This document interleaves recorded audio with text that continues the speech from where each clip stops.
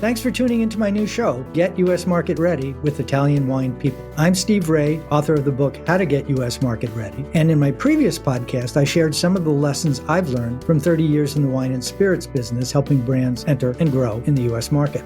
This series will be dedicated to the personalities who have been working in the Italian wine sector in the U.S., their experiences, challenges, and personal stories. I'll uncover the roads that they walked, shedding light on current trends, business strategies, and their unique brands.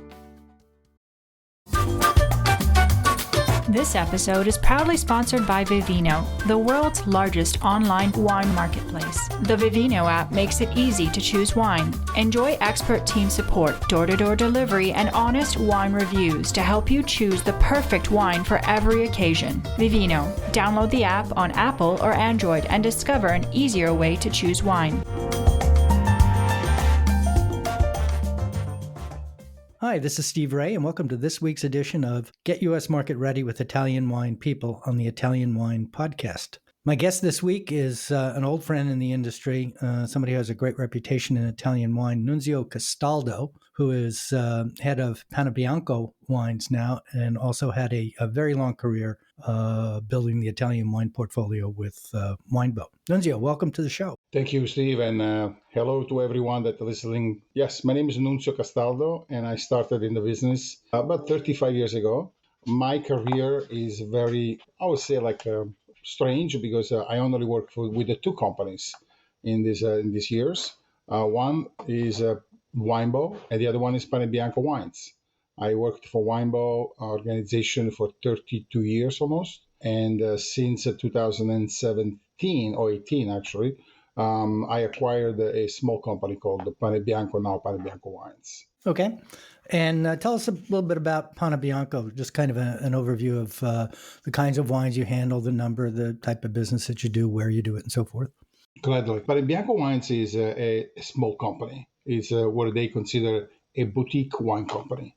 Panebianco Wines was founded by a gentleman that now has passed, Livio Panebianco, which I had a great respect, and I admired him for his sense of scouting and tastings and palates. Panebianco was founded, as I said, 25 years ago. Has been always based in New York City. For the past 24 and a half years, only distribute and imported Italian wines. Now Panebianco is a little bit different since I acquired the company. We are distributing also non-Italian wines in New York and New Jersey directly with our sales force. We have a selection of Italian wines that we bring outside the borders of these two states. And presently we are about 12 or 13 states that where we consider third-party distributors. And what states were to the West Coast, or are they concentrated on the Northeast and Atlantic? Mostly on the East Coast. We would like to consolidate first the East Corridor, what we call. So we are in New Hampshire, Massachusetts, Connecticut, Pennsylvania, Ohio, Kentucky, Illinois, Missouri, Florida, and soon we're going to be in the middle of the Mid-Atlantic. We're also in D.C., but we're organizing a little bit better the D.C., Maryland. Okay, talk a little bit about the on-off premise mix. I mean, early on, you guys, I believe, were very on-premise focused, and obviously that business has taken a big hit. How have you pivoted and responded to that, and what impact has that had on the business? Great question. I have to say that when the pandemic forced us to have the first lockdown, March 2020. We were really in a dark hole because our revenue was responsible for 80% on-premise and 20% off-premise. That is the direct distribution. And that time we had only 2 distributors and not almost 12 like now. So it was a very scary moment for the company. But we reorganized ourselves. We brought in some brands that would be more useful for the off-premise. And little by little, we ramped up from 20 to 40% on the off-premise, and now we are 60% on on-premise. So that really saved us from this very deep curve that we had in our business. What were the criteria used for deciding which brands to bring in to ramp up this off-premise part of the business? The criteria was very, I would say, articulated because we couldn't really bring in wines that that they were less expensive what we had because our reputation was, and it still is, a hub of brands, wines that they are unique, rare, and true to the territory. And that's why we like to work with the producers that they're involved with the farming, that are biodynamic or organic or sustainability process. So we had to go to brands like that as our mission is. It is what it is. But we basically changed a little bit of the search, meaning that we went after commodity wines. So Sangiovese, Chianti Classico, Chianti DOCG, Pinot Grigio, and then after that Prosecco and Nero d'Avola, Greco, and so on, and Falanghina. But always kept the same type of approach, going to the current producers that we had or new one and say, we would like to have these wines if you have it with organic process rather than go and have a discounts, because at the end of the day, there's going to be always someone that it will be less expensive than you. And that is a lost war in our world. Okay, interesting. So following on that point, we've talked about the impact that the COVID thing has had on your industry. What do you see as the changes that are happening in the industry overall, not just the ones that impact you, and are factoring into where you're planning to take the company in the future? Well, that is a $1 million question. Obviously, the future, for us at this moment, especially for organizations like ours, which they are still connected to families and to employees that more passionate than salespeople. I would say that we want and we would like to be still focused on what we believe in it. So representing families, terroirs, varietals, as I said before, that we can bring to the American people with that kind of a diversity that only the Italian territory we can represent. Our goal is to really be a little bit more focused on the pockets of the market, and I explain what I mean by that. We know that that our portfolio is performing very well in Brooklyn, for example, rather than Queens, or Austin rather than Los Angeles. So we like to really close that kind of distance from us as a distributor to the final consumer, or us as an importer to a distributor that can understand what really means the Panebianco Wines Selection. The future, I believe that we needed to really looking at is to get closer and closer to the final consumer. So building on that, I believe this is going to air on the first day of Wine to Wine 2021. And I'm going to be giving a presentation on e-commerce and direct-to-consumer. And one of the fundamental principles that I've seen, the trend is, it's not going around the three-tier system because everything has to go through the three-tier system. But the responsibility of marketing products and communicating to the retailers and ultimately to the consumers through all the new tools that we have, whether it's through e-commerce or wine-oriented websites or food and wine-oriented websites, has really changed the game. And I've identified like 7 different categories of how all this stuff manifests itself, with probably 10 different suppliers in each of those categories. And I know we have a lot of listeners from Italy and certainly overseas that they find the U.S. complicated and difficult now with e-commerce entering the lexicon. How are you guys addressing that, and are you dipping your toe in the water? Thank you for that question. First of all, if somebody is confused and is very, I would say, scared about the American market, should read your book, because it's a very self-explanatory, and kudos to you that that you put together such a beautiful explanations. But still is a very difficult to penetrate in this market, even though it's the number one market for Italian wines at this point, especially for certain type of wines. So we have the kind of responsibility as Italian producer to look at this market in every single perspective possible, and catch the minimum opportunity to get in, because only if you are in this market, you are part of it, the export, the design that you have for your company. That is what I will say to a producer. The other thing that that is important, thanks to this new, I would say, social media revolution, is that we needed to be, we are more and more closer to the final consumer, as I said before, the consumer that drinks the wine, that buys the wines, and they comment on the wine. That is the key for the next future. I would say that that according to what we have to respect as an importer and distributors for the three-tier system, I would say protocols, we can do very little to go after that kind of a consumption. So that's why, as I said before, we needed to find the right partners. If he's a distributor, if he's a retailer, or if he's a wine director or sommelier that can transport, what we choose to bring in the United States to the table or to the home now of the final consumer. So, yes, it is still something that that we are trying to mold. But I think that in COVID was an accelerated because that process was already placed and it was already in motion before March 2020. So one of the ways I like to say it is to get people, normal people who buy wine, to tell your story in their words to their friends. I mean, that's what social media is all about, the recommendation of someone you know or someone who has some legitimacy or accreditation, not necessarily academic, but seems to know what they're talking about.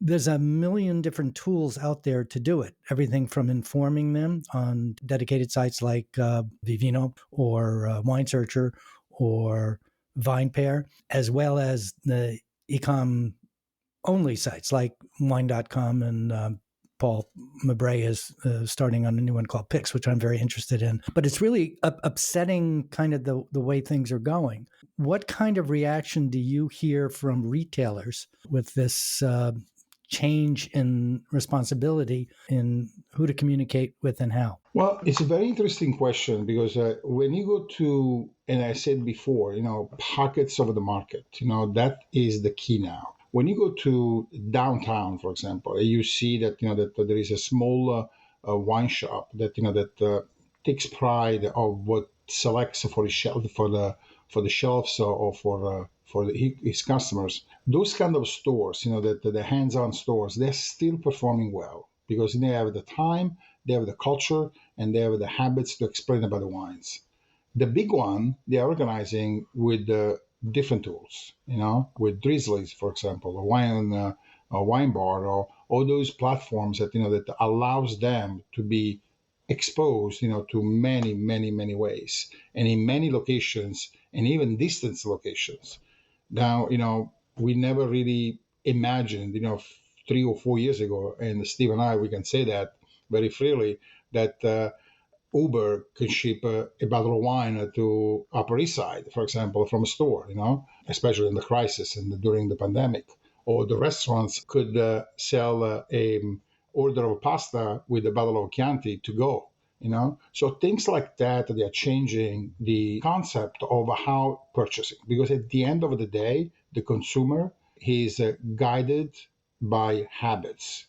And they don't want to lose these habits now. So the retailers and also us as an importer and distributor, we have to understand what is going to be the new habits, because that is what will be the disengagement of the old to the new way to make available the wine to the final consumer. So the word I've heard that describes that is omni-channel, and that's all the conversation that takes place and all the influencing that takes place can happen online, can happen in store, can happen in person, can happen many, many different places, which is separate and apart, but not distinct from the actual purchase. Sometimes somebody could look it up online and go to the store and buy it, or they can do click and collect or any of these varying things, which makes data critically important. You alluded to this earlier in our conversation, the value of real-time data, inventory information, and being able to measure the results of marketing programs that you use. Now, you're not a huge company like Winebow, which has lots of people and lots of resources to invest in these things. How do you take advantage of new opportunities? And one that I'll use as an example I've been impressed with is CityHive, which powers the e-com side of about 2,500 retailers across the country. We've been doing some pretty interesting programs with that, but a lot of it is related to the fact that you have access to real-time inventory and sales data, and so can react immediately when you're doing programs. Can you comment on that? All depends on what kind of portfolio you have, and many companies, especially medium, large, and extra large sizes, they adapt their portfolio to the target or to the growth of their company into the market. Company like a Panebianco Wines, and there are hundreds like ours, like us in the States, they have to have a different approach. We have to be in the market with the wines that they can fit in that segment of maybe 20 or 25% that we can I would say get closer to a customers that wants to have his customer having an experience rather than a value wines. And what I mean by that is this: we represent wines from the smallest appellation, like a Faro, in Messina, to the largest one is like the Prosecco from Valdobbiadene. In the middle, there are the small producers like Marisa Cuomo, like Nanni Copé, like Lelusi, like many of these small producers that they have to be still explained, still tell, still communicated in different ways. Hand sold, but hand sold in today's reality. It isn't necessarily physically person to person. Yeah, exactly. So absolutely, and that is the challenge that we have, and for that reason, our team is really formed by seasoned guys, seasoned reps, seasoned people that they have passion, people that they know the market very well, so they don't have to go through the drill of reaching, the attention of a retailer that wants a $11.99 product, and behind you there is like like a football team that has the same $11.99 wines that that you're trying to sell it. So our approach is a little different. From the moment that we search to the moment that we sell, and we hope that that pipeline will finish to a great experience for the final consumer. Well expressed. That was good. Back to one of the earlier points. We skipped over it, but I think it's really important. So your model is essentially in the New York area, self-distribution. So you've got your own sales force of people who are calling on that. Is that because of distributor consolidation? Is that because it's the model that Panebianco had before? Or is it because of some other reason that you feel that's the best way to sell your well, obviously, this is the reason. It's the best way you think to sell the portfolio. But it's a different model. And a lot of producers, are looking for an importer and then looking for distributors. And to a lot of degrees, that introduces noise or friction into communication obstacles almost.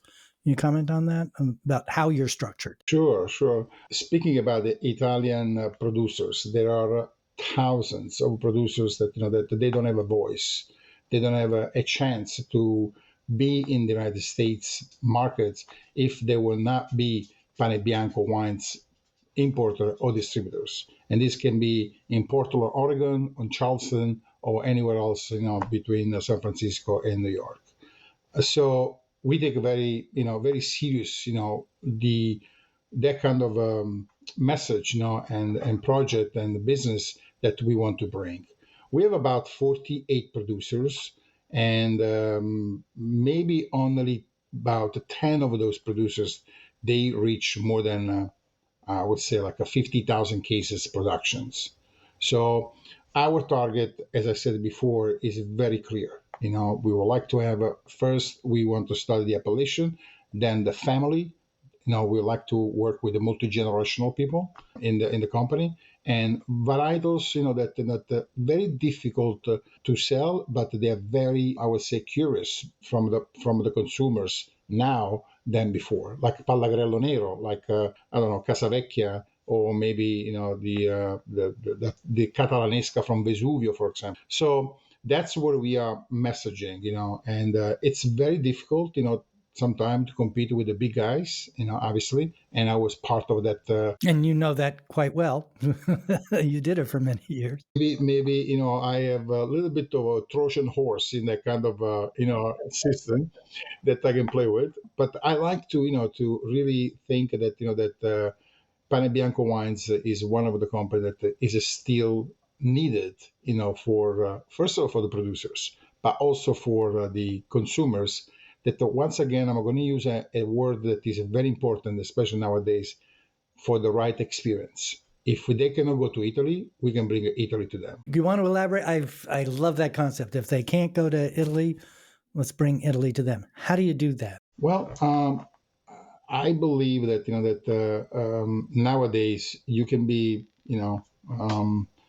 sitting in your couch at 11 o'clock at night and scrolling your social media networks. It could be anywhere, especially Instagram, and you scroll, scroll, all those images and videos and of Amalfi Coast, of Capri, or even, Portofino, or even Dolomites, and you want to be there.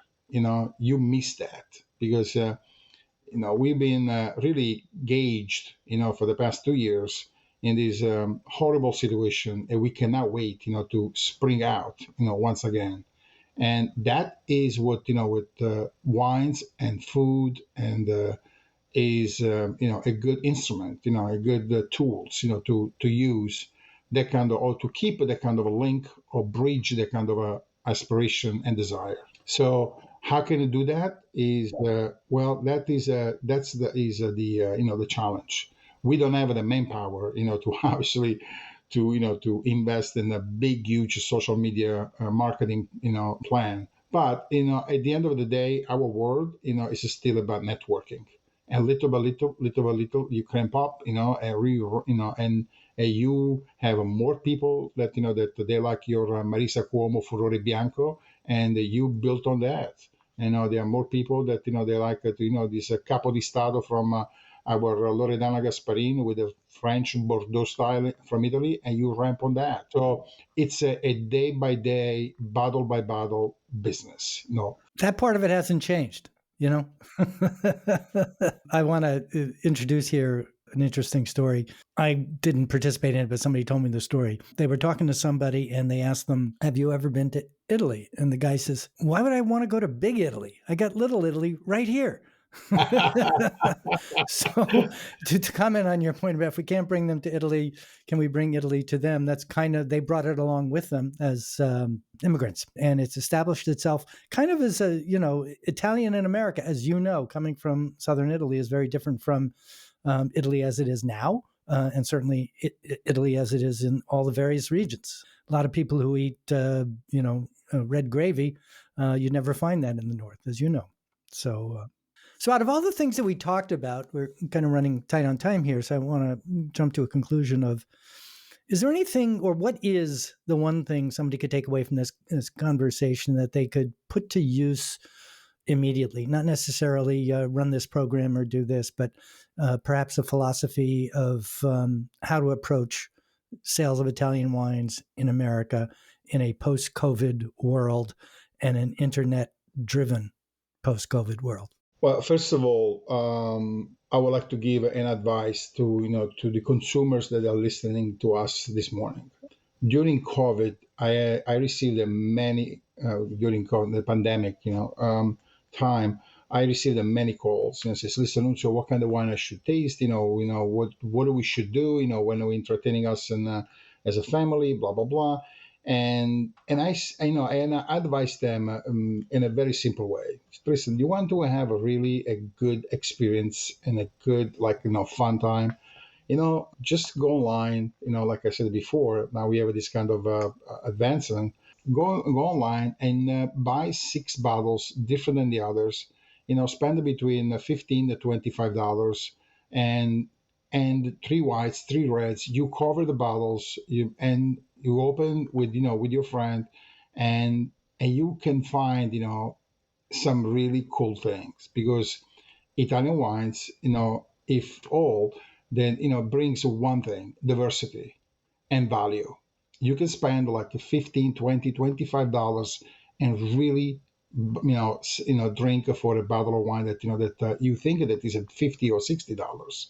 The good thing that happened during the pandemic and the staying home time is that that the consumers now finally they approach the more expensive wines with the less money.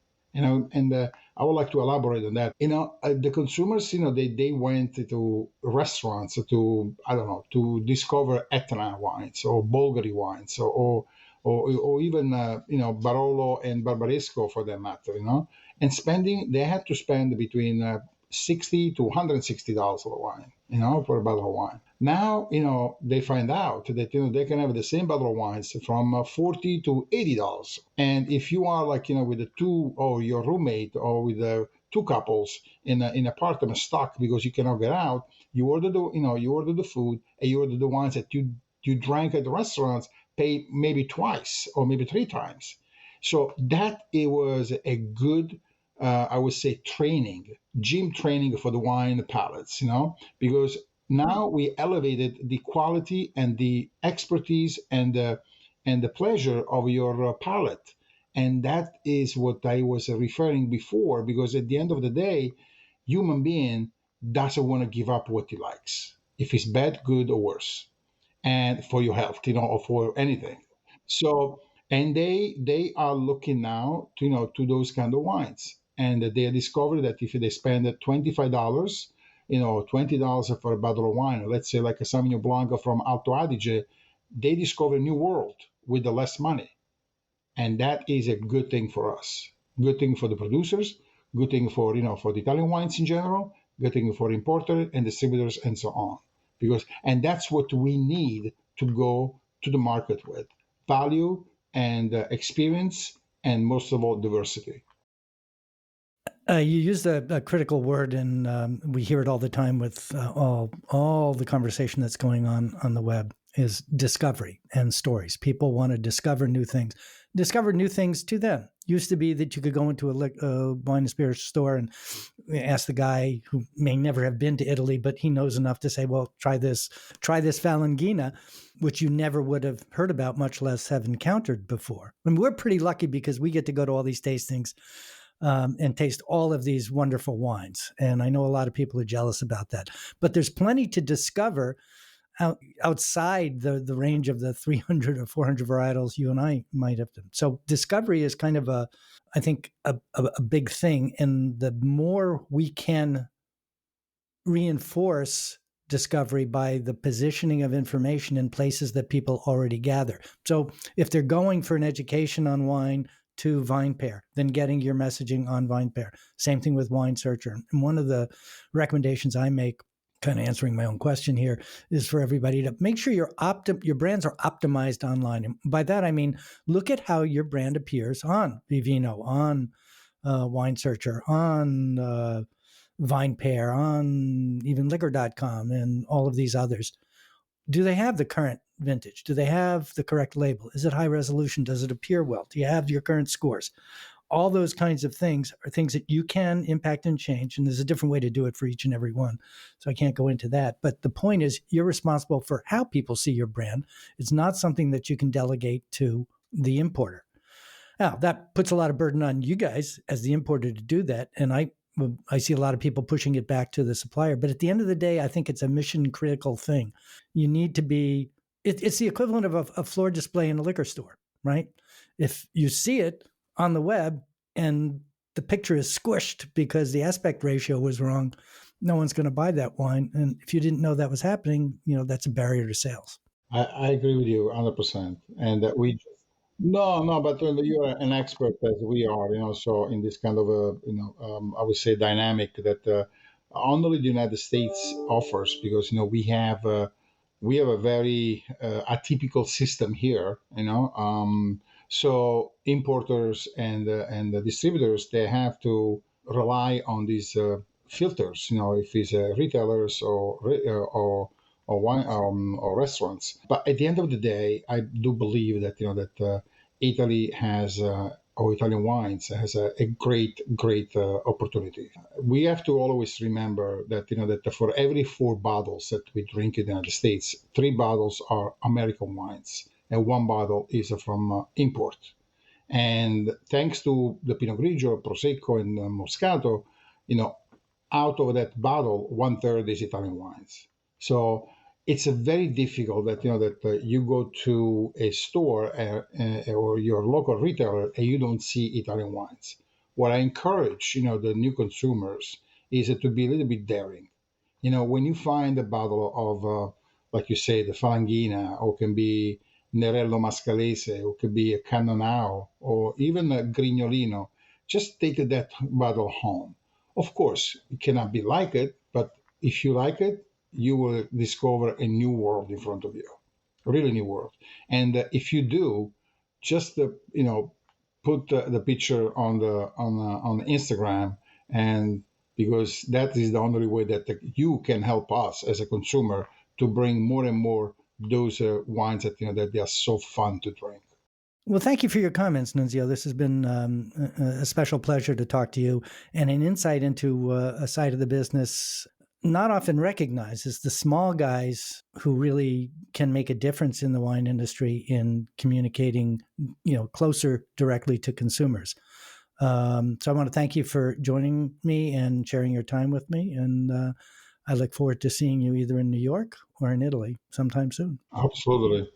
Thank you so much, Steve, for inviting me and to give the voice of a small and very dedicated and passionate producers that we're dealing with every day. And I thank you all to listening to us, because more you listen, more you're curious, and more you drink Italian wines. Arrivederci.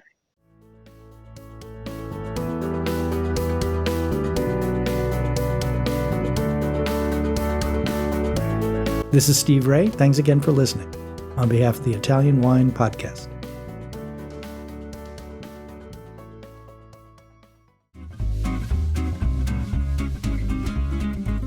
Hi, everybody. Italian Wine Podcast celebrates its 4th anniversary this year, and we all love the great content they put out every day. Chin Chin with Italian wine people has become a big part of our day, and the team in Verona needs to feel our love. Producing the show is not easy, folks. Herding all those hosts, getting the interviews, dropping the Clubhouse recordings, not to mention editing all the material. Let's give them a tangible fan hug with a contribution to all their costs. Head to ItalianWinePodcast.com and click donate to show your love.